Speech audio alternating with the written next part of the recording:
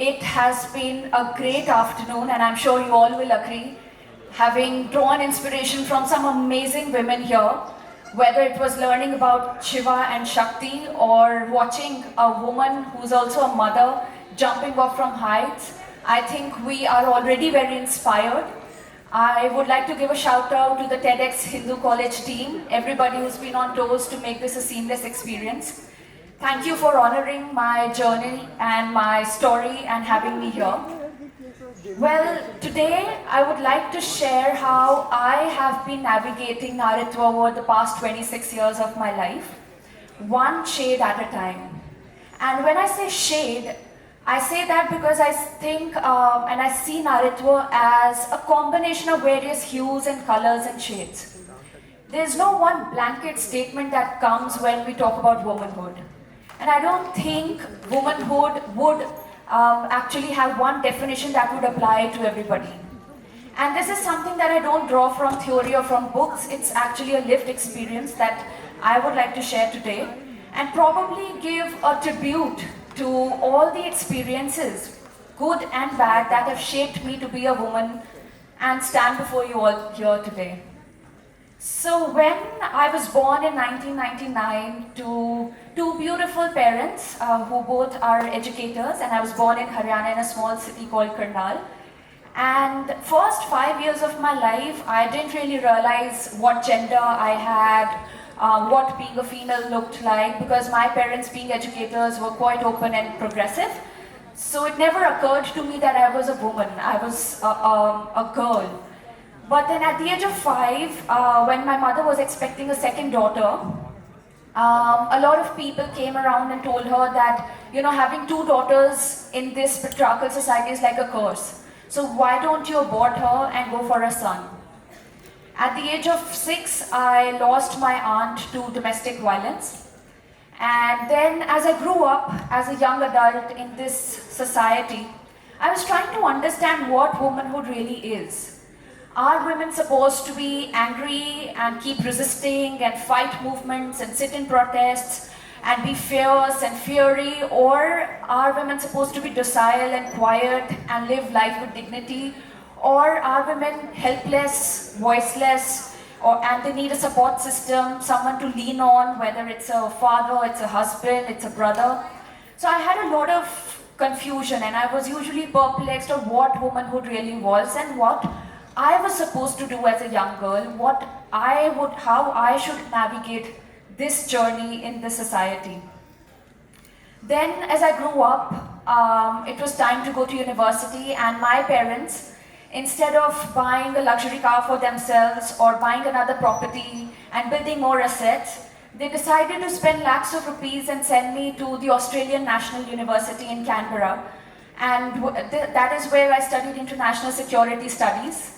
And later on I went to the UK to study politics. That was rather unusual.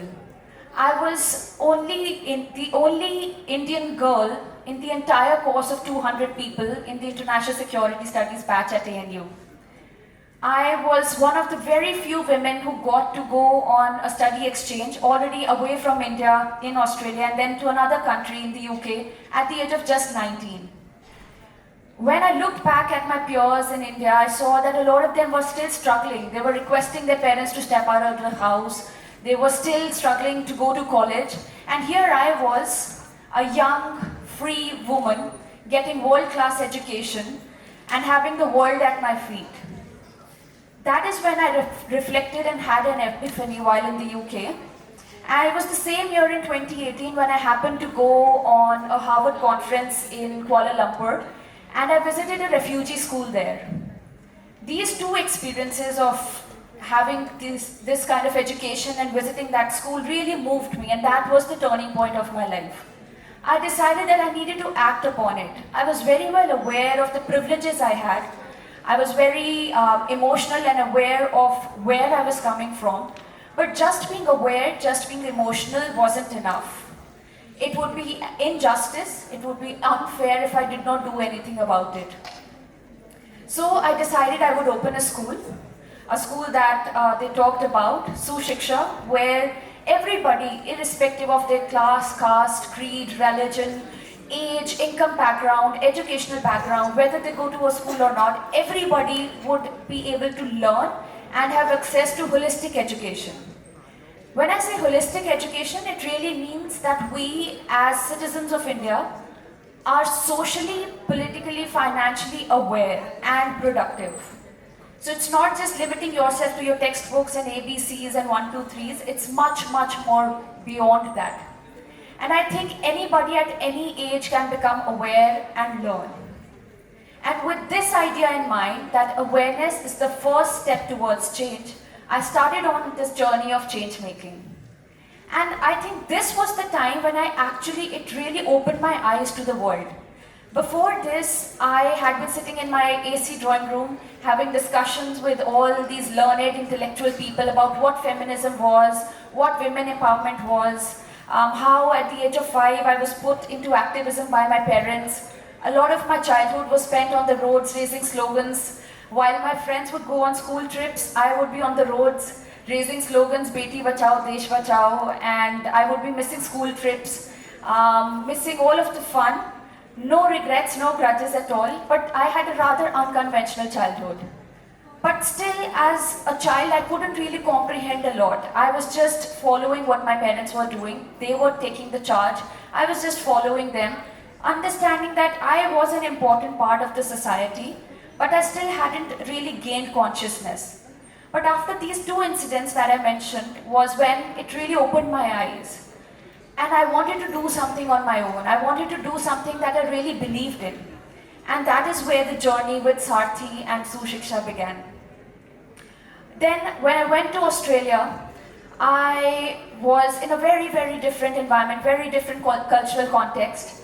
On one hand, through Sushiksha and Sarthi, I was figuring out the struggles of girls. So at Sushiksha, I would like to share this incident with you. One of my students, I wouldn't quote her name for privacy concerns, her mother reported, had become anemic. She was not eating for many days and she had gone all pale and yellow. And when I inquired why that was the case, I was told that she was a witness to domestic violence. Every night her father would drink alcohol and beat her mother up, and that infused in her so much fear that she had stopped eating at all, and she had gone anemic. Then I happened to visit a family friend sometime later, and at their home, their domestic help had wrapped her shawl around her face, and she had her back against me. So when I requested her to move aside, she wouldn't move. And I wondered why. And when I asked what was really wrong, couldn't she hear me, or what was really wrong, or was there a language barrier? I realized when she turned around, I saw her face all black and blue because her husband had beaten her up the previous night.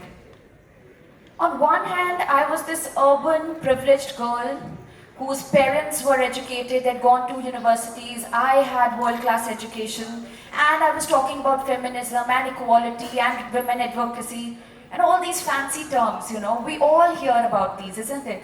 In media, in our universities, in our discussions, we hear about feminism, about empowerment, and these have become such loosely used terms, and I think I was one amongst you all. And then there was this stark reality where women were fighting for their dignity, and for them, gaining a world-class education was not even a thought. Their basic fight was just to get dignity, to be able to work, to be able to live a life respectfully. And then, closer to home, I saw my mother, who was also an educator, but a full-time mother as well, juggling her roles as an educator, as a mother, as a social change maker. And her fight was to basically juggle all these responsibilities, to lead a career, but not to leave her family as well. When I moved to Australia, I saw women were fighting for a very different cause.